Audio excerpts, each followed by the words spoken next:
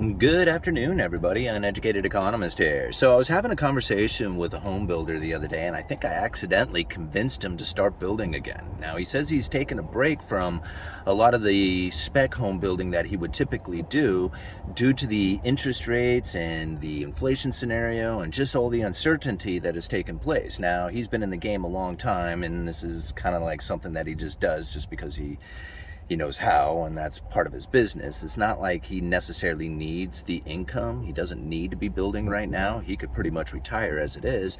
But again, what do you do? So this is his game, and this is what he likes to do, is build homes and sell them. But he said he's taken like the last year or two off, completed the projects that he had, but hasn't started anything new.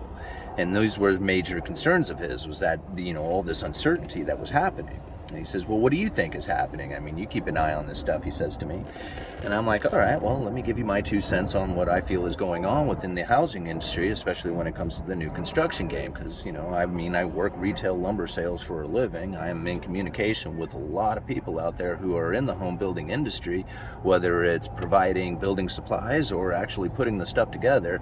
I'm really right in the center of all this stuff. So when I look out there and I see what's taking place right now, it really shows a sign of a lack of new home starts. Now, when you go and you look at the chart coming from, like, say, the Federal Reserve, and I'll leave it down in the description for you guys, you can see, like, the new home starts are actually quite prevalent right now, considering what has happened over the last few years. But now, when you look at this chart on a historical basis, you're going to find that we're really not that far off from where we probably normally would be when it comes to housing starts. However, we have a lot more population now, and so there would be a lot more needed, let me see if I can get this right, a lot more of a need for new constructed homes, okay, so that we can provide more inventory for the more population that we have here in the country. Does all that kind of make sense? Well, when we look at the new home starts, we can see they're not exactly like running rampant right now. They're not falling short, but they're not like running at a hot pace, which would provide new homes for the population out there. So really, it's not the bunch of new homes coming onto the market from new construction. So that's not going to bring inventory, right? The new home builds. So we have to wonder where it is that this inventory is going to come from that would bring the prices down. So if it's not going to be coming from the new home builders or from the builders themselves providing new homes for the market, then it's going to have to come from the selling of homes, which typically would be from people who own properties now, say selling their home and buying into another one, or maybe just selling out of the homes that they have altogether. Maybe they have multiple homes, vacation rentals, something like that. Now, when you think about what would drive that scenario, right? What would drive an individual to want to sell their extra homes, say the ones that they're not living in, right? Well, it would have to come from an idea that they're not going to be able to get the rent out of it, which rents are still incredibly high, so I don't think it's going to be the lack of rental income that's going to drive these people out of those homes. Or it would come from the selling price of homes falling, right? So if you are concerned that the price of the home is going to fall dramatically into the future, you might be encouraged to try and sell it now before you take any more of a loss. So that would bring some inventory onto the market. But neither one of those scenarios are taking place, right? I mean, the new inventory or inventory coming from the selling of homes isn't exactly coming onto the market in a profound way, right? So now it would be a forced selling. That's what would have to happen, right? That people have no other choice but to get out of this income or out of this particular mortgage or this house that they happen to be in. So maybe their income is falling, maybe they got laid off, maybe there was a death in the family, a divorce, or something like that forced their income to be diminished, that would require them to then have to sell their home or go into foreclosure. Now, the main reason that you would find from this, I mean, yeah, you can have a lot of divorces and, maybe that came from, pandemic era or something like that, but that's not necessarily generally what's going to be the case out there, right? You might find some circumstances of divorce causing home sales, but it isn't going to be like this rampant selling of homes due to all these massive divorces that are taking place. So I don't think it's necessarily going to be divorces, right? So is it going to be like the pricing of homes falling? Well, when we look out there, yeah, there are a lot of markets that have come down in price, but considering the amount of homes that have sold over the last couple of years, it's not like a lot of the current mortgages that are out there are such a high interest rate and payment that once people are starting to lose their income, forcing them into not being able to make the mortgage payment, right?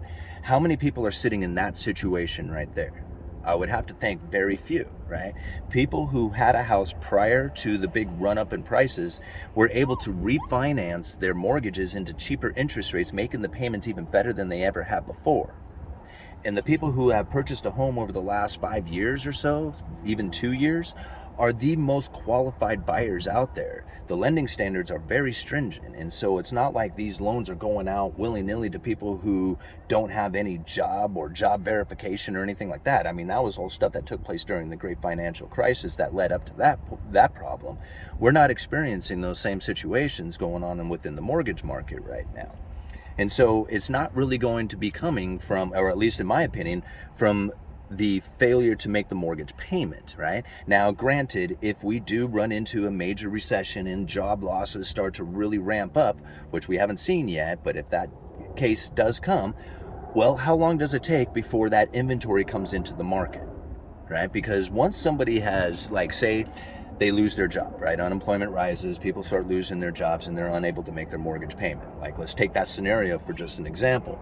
How long from the time that you miss your payments till the time they actually foreclose on you is quite some time. Like, it could take, I mean, I know, like, during the great financial crisis, when there was a wave of this stuff, I mean, there was people who stayed in their home for years. Even I heard of, like, people stayed in their home for like 3-4 years before they got foreclosed on, right? And especially if you try and play the game, like you're trying to refinance it or work with the lenders or something like that in order to carry on with your mortgage, you might be able to stretch it out for a very long time without hardly being able to make any payments at all. I mean, eventually you'll probably get kicked out of the house, but still, like, how long does it take from the time that you start missing your payments till the time that house actually makes it onto the market? It's a very long time. So over the course of the next 2 years, if it was to even start today about, the unemployment rising and people failing to make their mortgage payment, we're still like 2 years away before you would ever see like that wave of foreclosures coming in to bring inventory, right, to the market. So that's another thing that I had brought up. It was just like, so those are, the places that you would typically see inventory coming from, right? The new builders who aren't really playing the game yet. Right? They're nervous. They don't want to be just like the guy I was talking with. They're just not ramping up production. Even though there's low inventory out there, they're still not feeling very excited about it, especially considering the narrative out there saying that, things are really terrible. So when you have that sort of situation happening, I don't see where that new inventory is coming.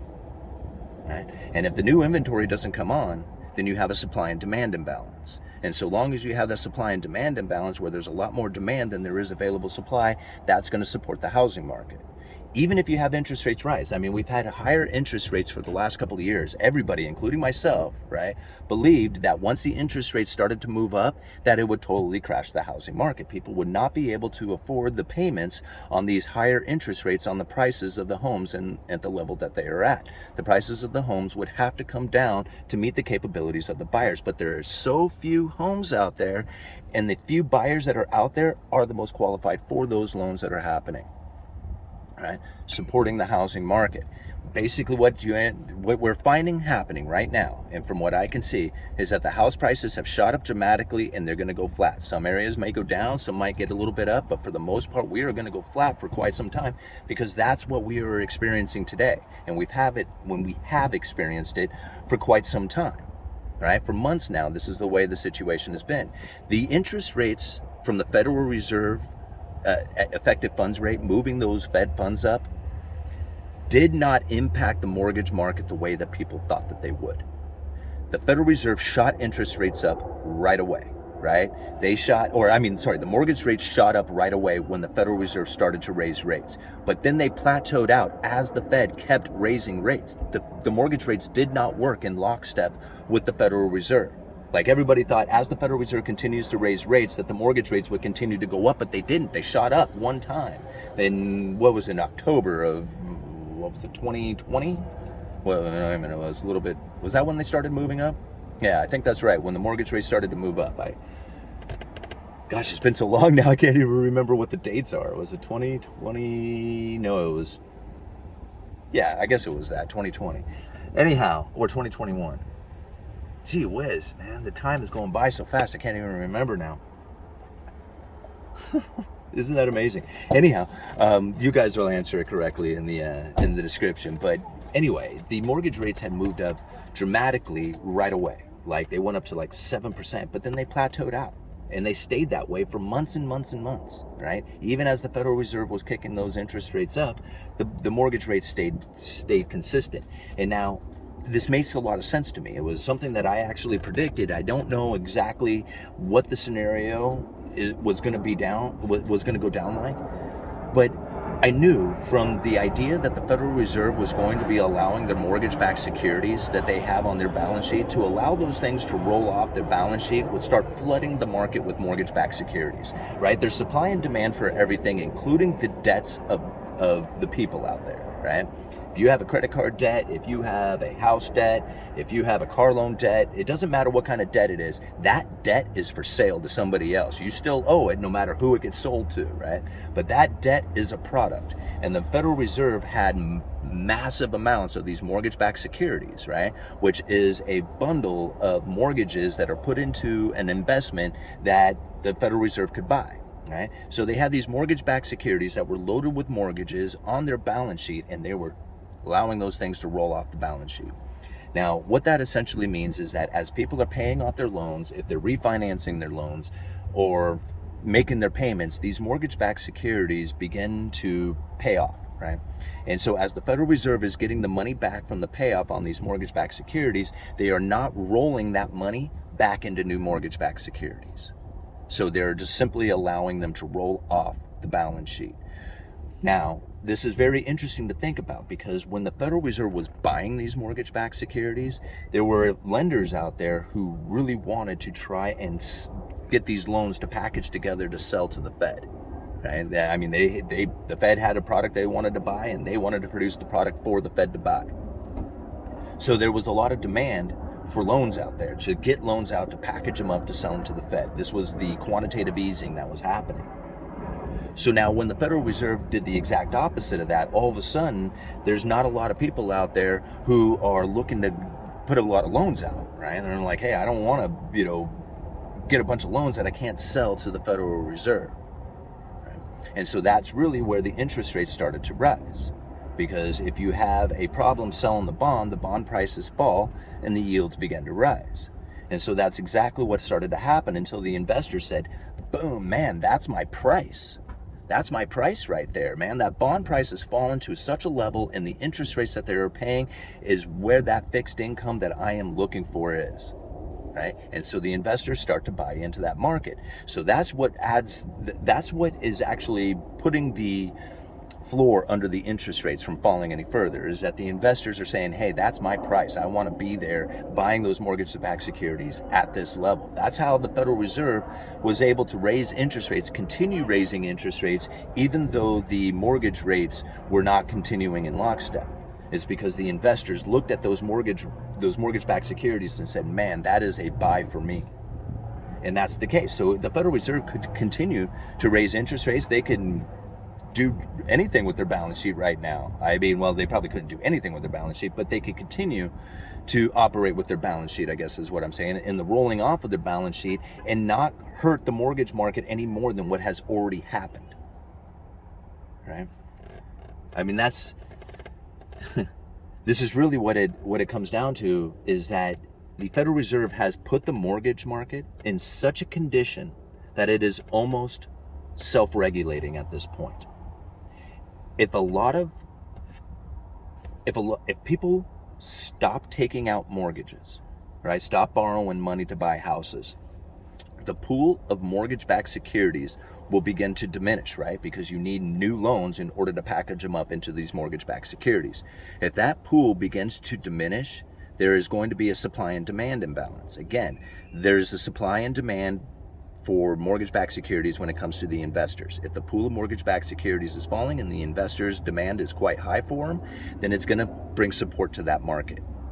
If all of a sudden there's a bunch of people who are pouring into borrowing money and producing a lot of these mortgage-backed securities, right? Given the ability to produce these mortgage-backed securities, I should say, and you find those mortgage-backed security, the pool of them start to swell, well, then you'll have more of a line with a supply to the demand coming from the investors. And what will end up happening is that the demand coming from the investors will then say, hey, you have too many loans out there. We want more compensation for it. And if you have this big pool of mortgage-backed securities out there, what you're going to find is that the interest rates are going to rise and the prices are going to fall. Okay? Meaning that in the end, if this continues on, that people will less people will be taking out loans. And that will begin to just shrink the mortgage-backed security market again. You see this swelling and contraction that is happening? So if the interest rates fall and the prices start to rise due to the shrinking pool of mortgage-backed securities, people who are looking to buy a home will start pouring in to taking out loans, which would swell the mortgage-backed security pool, then driving the interest rates up and the prices down. This is the self-regulation that I believe the Federal Reserve has conditioned the market to be in. All right, I'm going to leave it at that. Uneducated economist, you let me know.